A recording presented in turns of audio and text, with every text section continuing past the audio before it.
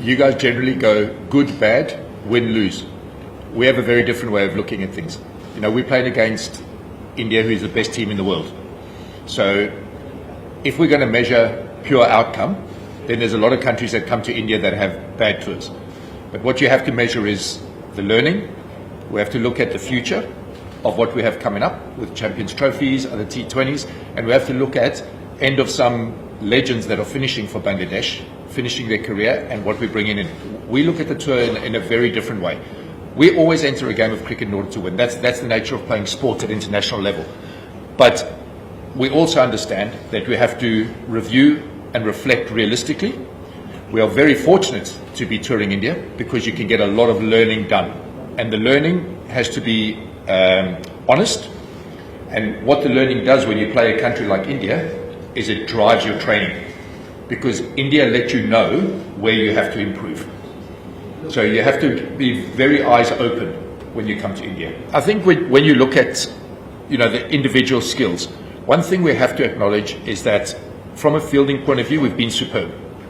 The reason we've been superb because the honest reflection is that fielding is not influenced by the opposition. That's up to us. So it's very controllable by us.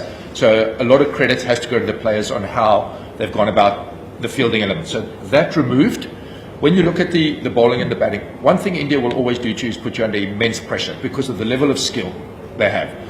So the learning is how do you absorb pressure for longer periods of time? How do you read the game better under pressure for longer periods of time? But most importantly is how do you prepare? And that has to evolve, that has to change all the time. But as I say, it is a privilege always to play in India because when you play the best team in the world, they help you understand where you need to improve. I think those are two separate questions altogether because I think if you talk to the best in the world, they'll always tell you that every day is a learning day. And when you stop learning, that's when you have a problem. So that is not an issue because even India, Surya Kumar Yadav gave an interview at the end of the game and he learnt in that game about bowlers he can use in different things. You're always going to be learning. So that's a separate question altogether. When it comes to performance, I think we have very short memories.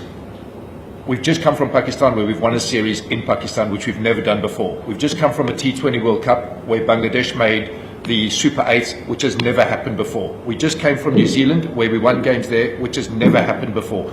So we're very good at looking at what happened yesterday and what's happening now, but we're not very good at acknowledging the path of the last 12 months. And over the last 12 months, you've seen huge improvement. So there isn't a magic pill, there isn't a magic bullet, but what we can see is a huge amount of improvement over the last 12 months. So let's acknowledge that and give credit where that's due. I'll give you an honest answer. I'm the fielding coach, so those conversations, that's probably not a question for me, but what I will say to you is it's very condition based and we're very fortunate to have someone like Miraz because he can bat at the top of the order, he can bat in the middle. We've seen the progress he's made from a batting point of view. We've tried him at the top of the order with the ball, which he has done well in the past. The last game is just the last game. That can happen. That's T20 cricket. But, he gives us options because he has three skills which are of a very high quality. So at the moment, because he wasn't at the T20 World Cup, again, we're going to be using him in different positions to actually find a role where he will play for the future.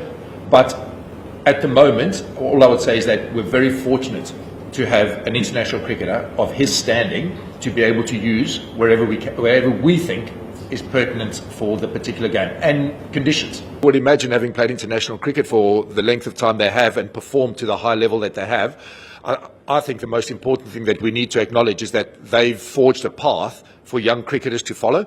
And, with any luck, they're going to be around to help, whether it's in whatever capacity, but to be able to pass on that experience that they've gained over the past to make the next generation better. But, Bangladesh has been very fortunate to have cricketers of their caliber play for that length of time. And, as a group and as a country, we wish them the best of luck.